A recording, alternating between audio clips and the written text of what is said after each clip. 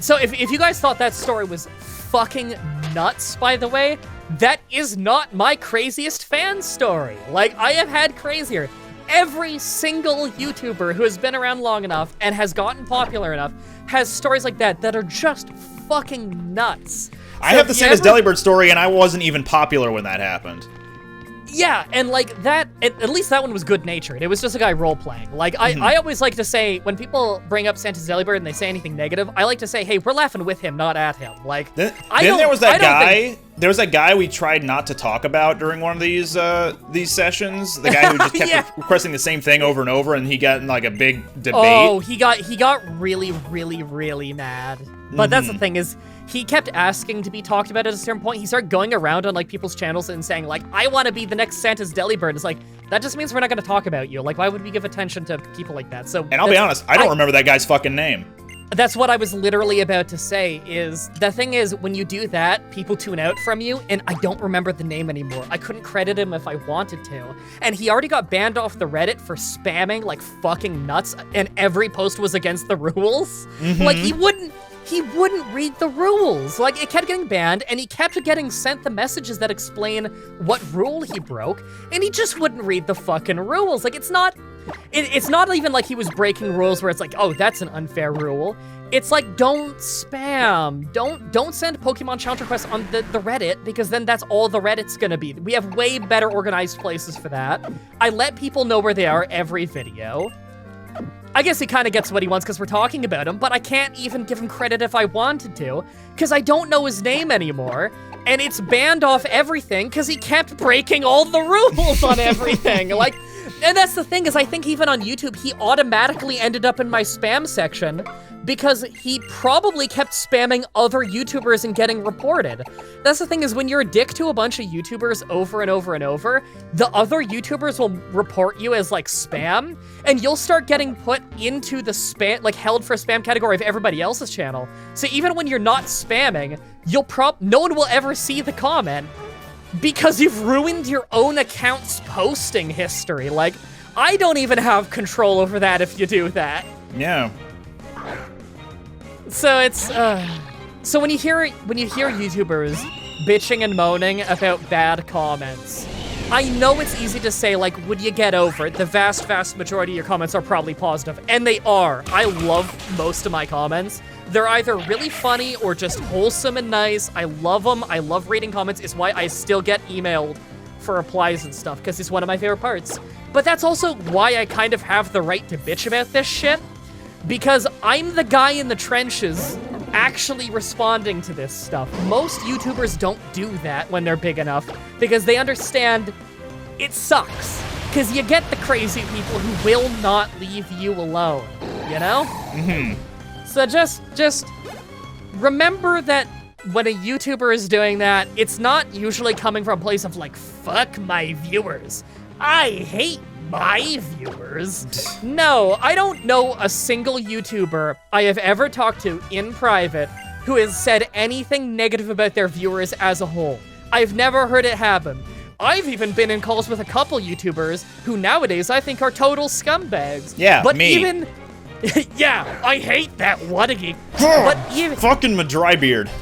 Even the YouTubers I can think of right now who, like, I have lost all respect for due to their own awful actions towards their audience or other people, or lying to their audience. I know a few people very, very guilty of flagrantly lying to their audience on Twitter on a regular basis, as recently as last week, for over a year. However, I don't want to get into the drama. And if anything really serious were to happen, I would bring it up publicly, because if they're scamming their audience, that's when I would make it go public. However, even they, in a private conversation with me, in a call, seemed to very genuinely talk about how they really appreciate their audience and that their YouTube channel getting more successful meant the fucking world to them. Even if they cheat a bunch of their Pokemon runs, and they also lie about shit constantly, and they try to ID claim people, and they claim on Twitter. Okay, if I say that next detail, then it's actually gonna get so specific people will figure it out. All you need to know is... Should I mute any of that, or...? No, you can leave all that in. I didn't give enough for people to guess it, because honestly, I don't want to be involved in it. Because as far as I'm concerned, the person will grow out of it, but whatever. It's just, ooh. Sorry, there's like 2 or 3 things in life that will make me genuinely angry. I think most people online have not seen me genuinely angry, because when I get genuinely angry, it's not me ranting loudly. Me ranting loudly, I've got a big smile on my face, I love ranting. It's just how my family's always been, you know? You fucking know I love ranting. I'm smiling right now. I've been smiling the entire recording session. I've been quiet for most of this recording session already. Yeah, because you've been ranting. Yeah, it's fun to me. Like, I don't take it too seriously. I've been smiling the entire recording session. But the things that, when I get genuinely angry, I talk slower, quieter, and I'm very deliberate with my words. Because I'm very, very careful with my words when I'm angry, because I don't want them to get misconstrued, and I want the person I'm angry at to know exactly why I'm angry, and I want it to be fair. You know what I mean? Mm-hmm. And so, like, the only things that will make me very genuinely angry is, like, 1, when someone is being negligent or harmful to animals, because that is, to me, maybe it just registers something in my brain that comes across as child abuse to me, but, like, that's probably the psychological reason why. But to me, like, I've always grown up with cats. I love cats to death, and, like, I would fucking defend my cats physically if I needed to. Like, as far as I'm concerned, they are a part of my family. That's just how I grew up. Mm-hmm. And so, like, I am very, very protective over the well-being of my cats. And if I hear anybody is, like, awful to their pet and there's some kind of definitive proof, they have immediately lost all respect for me, because that is simply not acceptable to me. The other things would be, like, 1, I get quite angry when someone simply does not trust me, because I try to live my life as a very honest person. It's important to me because I got lied to a lot growing up by my dad. And so to me, I've never liked liars. I've never liked lying. I try to always be very honest, and I don't even tell, like, I'm very blunt. I'm sure you can tell. Like, yep, I'm deliberate with my words, but I am blunt, and I overshare everything. I did on those personality tests, I always get, like, out of 100, I'm like 81 in openness and conscientiousness. So I overshare like crazy, and I think everything through very deliberately, which means I have way too much to say, and I'll say all of it. which you can fucking tell. Yep. However, because of that, I always try to say exactly what I mean, regardless of what I think the consequences will be. And so I consider myself a very honest person, because I'm not really afraid of the consequences, because consequences be damned. If I'm being honest, I'm being honest, you know? That's just kind of how I look at it. And so if someone accuses me of lying or making something up, I actually get pretty angry, and I try to think of the best way I could prove it, if I could prove it, because the way I think about it, the conversation that goes in my head is, hey, I was there. You weren't there. I was fucking there because I'm me. And I know I'm telling the truth because I'm me. If you want to say I'm doing something for the wrong reason, like you say I'm doing something out of greed, I know that I'm not doing it out of greed because I'm me, and I thought about it before I did it, and I did it for this reason. But the thing is, they can only believe me or not believe me, and so if they don't believe me, that sticks in my craw. And I don't insult them over it or anything, because I think that's unfair, because if I'm not able to provide proof, I'm not able to provide proof. I can't blame somebody for not believing me if I don't provide proof. Mm-hmm. But if I know that my intentions are right because I was the one thinking about it first, and no one's in my head but me, it's frustrating. And then, like, the third thing that pisses me off would be, like, I don't know, insanely close-minded people who simply will not hear anybody out and will simply believe that they are always right. Because I try my best to hear people out, you know? I don't even like to judge fucking... There's plenty of people that I've heard awful things about, but I kind of don't want to judge them until I've talked to them, you know? It's...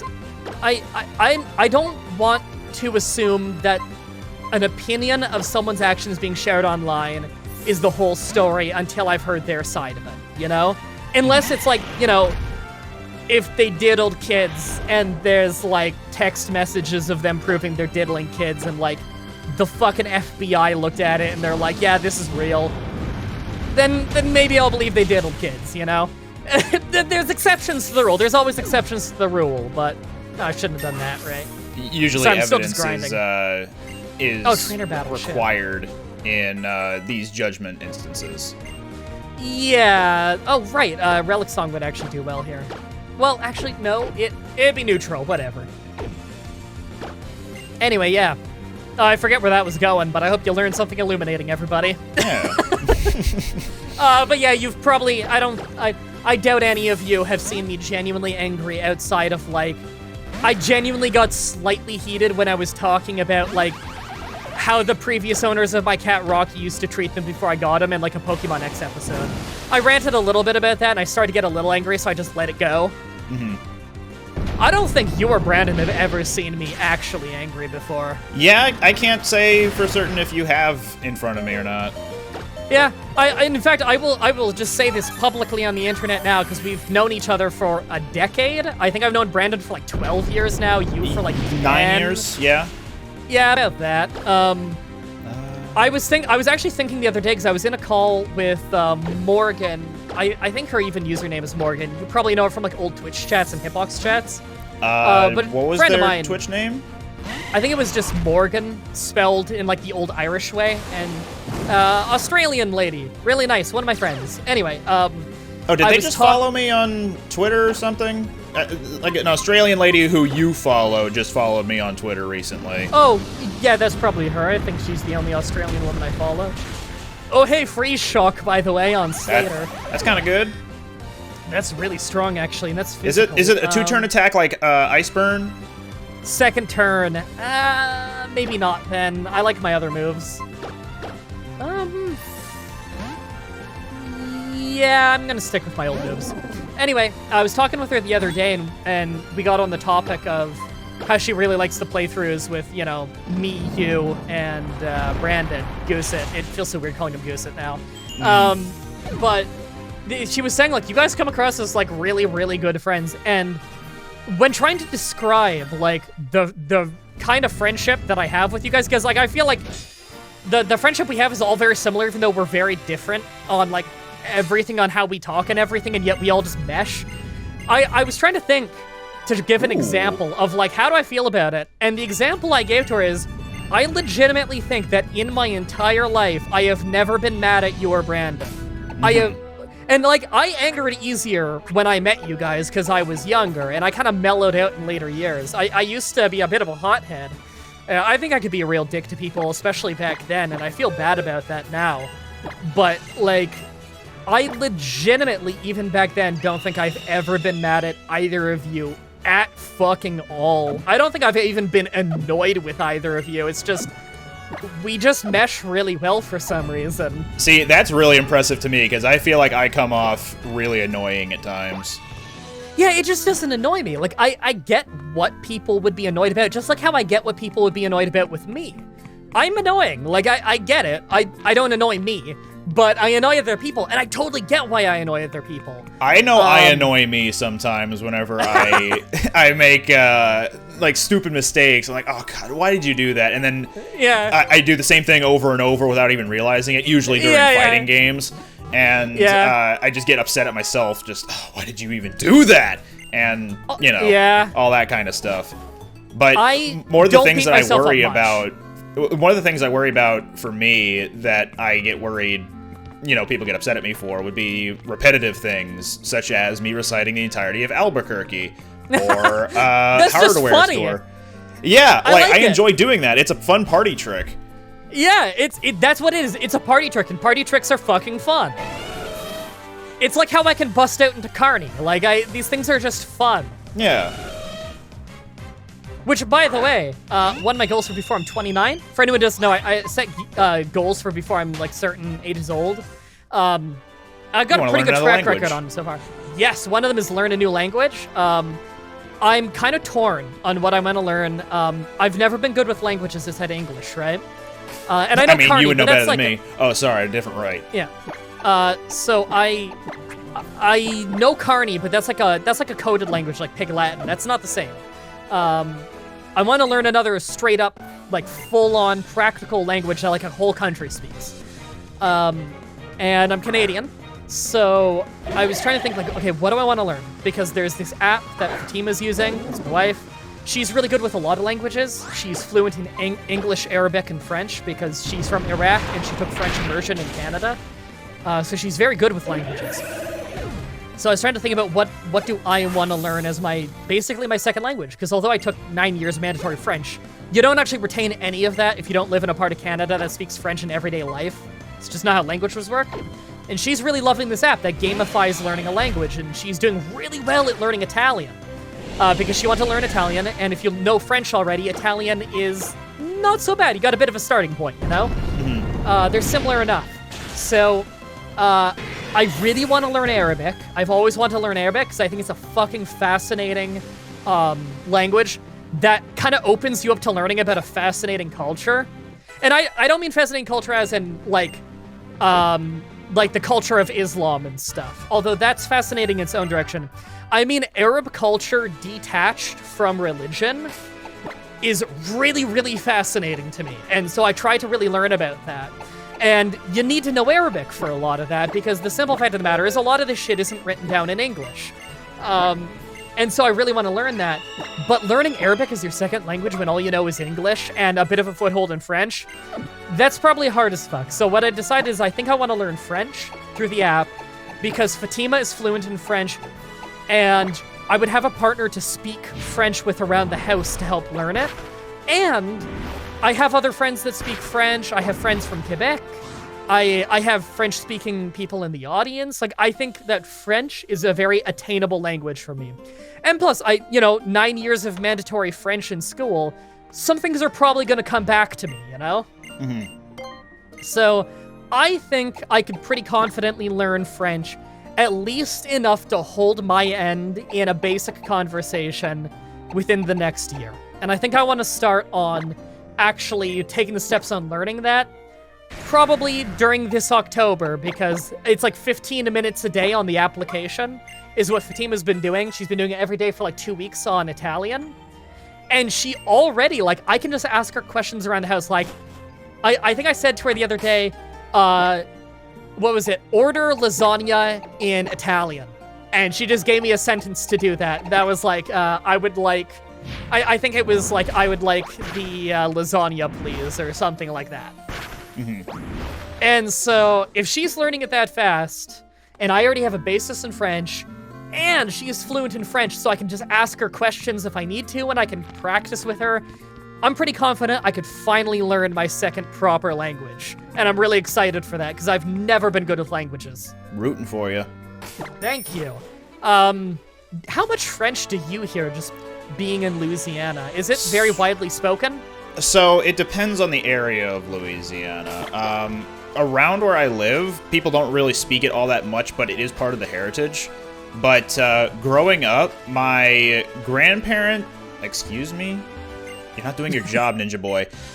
Anyway, so my mom grew up speaking English and French in her household because her dad... he grew up only speaking French, and then he married my grandmother, who grew up with both French and English. So their family, like their kids, my mom and her 2 siblings, they grew up speaking both French and English. So whenever I go to visit family around here, you'll hear bits and pieces of speaking Cajun French around the house, but I don't really understand most of it.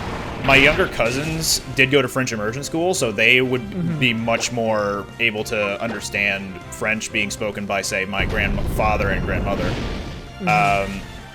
But me, only my first name and middle name are French origin, and I took a few years of French back in middle to high school, and then eventually I petered off and started learning Spanish instead. But my basic understanding of French is kind of there. Like, I understand nouns have genders, and that the pronouns are like il, elle, and I already forget the... Oh, no. Nope, I forgot it. I was gonna say, like, nosotros is gonna be the plural, or is gonna be we, like the plural pronoun we, but that's actually Spanish, not French. But it also starts with an N. I want to say it's N-O-U-V or something. and it goes from there. But yeah, by having a basic understanding of French, I was able to understand a little bit more about Spanish going forward from there. And I think I learned a bit more Spanish than I did French over the years. Since then, though, I haven't really retained any of that information. So I can pick on various like loan words in both English and Spanish now for like understanding the root words, where they came from, and how they may correlate in those languages. So we'll share some similar words, and you can kind of pick out based on similar appearances or pronunciations as to they're very close languages. I always hear that if you know French or Spanish, the other one is much easier to learn. Yeah, and I've heard a similar thing in regards to German and English, because I think English is a Germanic that's actually language. What my mom. Yeah, that's what my mom told me forever ago. Back in university, she used to know like how to speak. I think it's like 7 languages or something ridiculous. See, the funny thing is, I have aphantasia. I can't picture things in my head. She has a photographic memory, so she could literally just memorize pages of dictionaries, which is nuts to me. I do not understand that. But one of the ones she learned is German, and she said that German was the easiest language for her to learn because she grew up fluent in English. She said it was even easier than French to learn, which I wouldn't mind learning German one day. It's just there's so many languages I would want to learn, and I'm very indecisive on it. And realistically, there's only so many that I could probably learn and retain. For me, the only other language that I've learned very little of, albeit learned a little bit, was Japanese, because I lived in Japan for a few years. Yeah, I could see why you wouldn't have as much French knowledge as like your cousins and stuff, especially considering you spent so many of your formative years not in Louisiana. Like I didn't have to learn a second language until I moved to China, and even then it was just introductory Mandarin, so I could learn xie xie, ni hao, and I learned something from the ladies in the nearby cities, where they would approach me and say, "Oh, hun xiaoyang," which apparently meant very cute. So, like, they weren't used to foreigners in Huizhou, I guess. Yeah. But yeah, basic Mandarin, and then when I moved to Japan, it was basic Japanese, and I also had to learn French as well as a quote-unquote second language, as opposed to Japanese, which is just introductory Japanese. Yeah. So I got to learn the alphabet there, and then as I read more manga and watched more anime, I was able to continue utilizing my knowledge of hiragana and katakana. Never learned any kanji, but yeah, that kanji, even according to my Japanese teacher back in Japan, is almost impossible to know everything. I've heard that before, yeah. Oh, what was I gonna say? I want to switch. Yeah, I should level up Shelgon more. Something got French? Or like being across the world for me? I was taught a little bit of Cantonese by my uncle, because my family lives in Hong Kong. However, I did not retain any of it. Like, it wasn't. I was probably like 10 years younger. And no, probably more than 10 years ago, actually. And also, it was just like a few words, and it was in passing. I wasn't like taught, you know? But I know just the littlest. And it's just like, you know, it was probably just how to say hello and goodbye or something, and I don't remember it anymore. Just the very basics. Yeah, also, the way that I was taught how to tell Cantonese and Mandarin apart is absolutely hysterical, because from learning these things from my Aunt Vivian, who grew up in Hong Kong, born in Hong Kong, she's a Hong Konger, she's Chinese. Her way of describing it, though, in English, makes you sound very racist to say out loud, which is the funny thing. So I will say it out loud right now, because we now all have the context that this is literally how they describe it in Hong Kong. The way it was described to me, which I believe my Uncle Steve told me, and I think what he said is, "This is how Vivian says it," is the one that sounds like shoo, shoo, shoo is Mandarin, and the ching chong one is Cantonese. That's what they said. That is how they describe it. That's not me making fun of how it sounds. That's someone from Hong Kong saying, it sounds like this. That's pretty great, though. It is fucking hilarious, because in Hong Kong, they do not give a shit about political correctness. That is just not a thing that they care about there right now. Like they live under an oppressive regime. They have bigger concerns than language policing, you know? Mm-hmm. Whereas on the other hand, their government is all about language policing, so of course they're gonna rebel against that. And I have just been handed by Fatima a delicious-looking sandwich. Hi, Fatima. Last time, whattageek sends hello. Hi, whattageek. Hello. This sandwich was so good last time she brought it. It's from a bakery nearby that's really good. I was gonna say, how did you get the exact same sandwich as before? Like, it is the same sandwich even after consumption. Yes, it is the exact same sandwich. We've actually regenerated it in some kind of magical cloning device. Impressive, really. Yeah. The bakery is that damn good. Actually, is this bigger than the last one? I think it might be. I think they packed it even more. Man, I would say the name of the bakery, but then people would know the general location that I live in, and I don't want to risk it. So, it's a great bakery. There was a bakery in Hong Kong that we had visited every time we went there for, like... Nice. I think we stayed at the Excelsior Hotel each time, and we flew out the next morning to go overseas for, like, visiting family and stuff. But there was a bakery there. I think it was a bakery. I think Oliver's is sticking out in my head right now, but it was where I was introduced to the concept of toast with peanut butter and banana, and also it helped to improve my appreciation for cream cheese bagels. Now, I'm not a cream cheese guy. However, banana and peanut butter go together so fantastically, and putting that on bread obviously is gonna work pretty well. That's a good base for it. What did you think of Hong Kong the times that you were there? It wasn't bad. We didn't get to visit it too like extravagantly. Like, we didn't go too very far into it. We just kind of stayed around the Excelsior. But there was and I distinctly remember this. This is kind of a negative memory, but it's not indicative of Hong Kong as a whole. But whenever we would go out into like this kind of downtown-y area, I think like Times Square, looked a little bit like that, where there are buildings on either side of you, and there are buildings off in the distance. You can kind of walk between them. It's like a central hub for shops and stuff. Yeah, kind of like a commercial district. Yeah. There was this billboard I remember seeing of an upcoming movie at the time, Son of Mask, and we all know now that it's not that good of a movie. But when I saw that billboard, we were always walking in this part of the district where you could also smell the local Outback Steakhouse, I'm pretty sure, and I feel like the smell of the steakhouse was all, like, I didn't agree with that smell. So every time I looked up at the Son of Mask poster while smelling that Outback Steakhouse smell, I didn't like the smell, and therefore I didn't like that CG dog that creeped me out on the Son of Mask poster.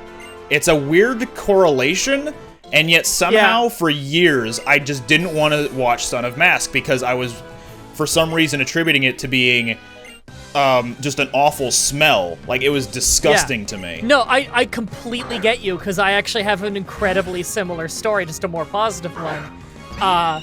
But fuck Hong Kong, steakhouse. Made Son of Mask smell bad. Yeah, fuck it. Yeah. Worst city in the world, will not go back.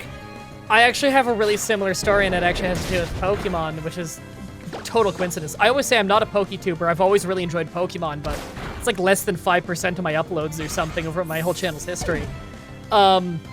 However, my earliest memory that I have was at Thompson Creek Elementary School back in Dunnville, Ontario, Canada. It's a small town, very, very small town. It's a small town, girl. Sorry.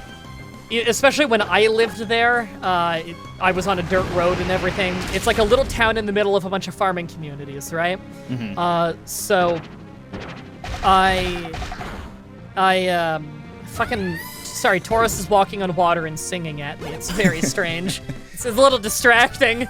My earliest memory was I would have been walking out of I don't know what class, but on the 2nd floor. And I was walking out to one of the stairwells to go downstairs towards probably the lunchroom. And I distinctly remember walking into the stairwell and just pausing for a second at the top of the stairs holding the railing. And something smelled like vanilla and marshmallows. And something about that smell just took me back in that moment to that fall, because usually before the school season, we would go camping. And because there was a campground in Dunville that was really nice. And we would just go there with like a trailer and stay there for a few days, like a trailer and a tent, and we'd, invite friends, and we'd cook things over the fire. It's just a good time. I like camping. It would remind me of all the, me and my sister fought a lot growing up. We're great terms now, but siblings fight. And she's like 3.5 years older than me or something. And so, we didn't always have a whole lot in common. But I remember the mornings of us waking up in the tent together, and the sun was coming in, and it's like early in the morning, and you're camping, and the air is so fresh, and you hear birds and nature. And you get this kind of special experience of like you're eating cereal out of special little travel boxes, and it just feels like a special thing to you as a kid. And we had our Game Boys, our old brick Game Boys, and we were playing Pokemon Red and Pokemon Blue, and we had our trading cables, and we were trading Pokemon. And just something about that memory is really good to me, and something about smelling vanilla marshmallows in that stairwell brought me back to that moment. And so even though I don't remember vividly that camping moment, my earliest memory as a person that's still with me today is standing in that stairwell, smelling that smell, and remembering the good times of camping that one time. It's just wholesome shit. And to this day, anytime I smell that kind of vanilla, that just makes me think of that. I just remember like, oh God, like just in that moment, like just everything was bliss. Great. Like just in that moment, my parents weren't fighting. My dad was fairly healthy. He wasn't mentally unwell at the time. He was on his best behavior at the time. Me and my sister weren't fighting. We were just having a good time camping. We didn't have much, but to me as a kid, I was on the top of the world. I had fucking Pokemon. I always had batteries, because my family was good about making sure there were batteries in the house, because my mom really wanted to encourage my video game habit when I was young. Because she saw that I was uncoordinated. I'd fall down the stairs all the time. I wasn't diagnosed with cerebral palsy yet, but they knew something was wrong with me. And she understood that when I played video games, my hand-eye coordination got better, so she encouraged it young. That's why she's always been a supporter of my job. She loves my job. She watches my show. But she doesn't watch my show, so she'll never hear me say hi.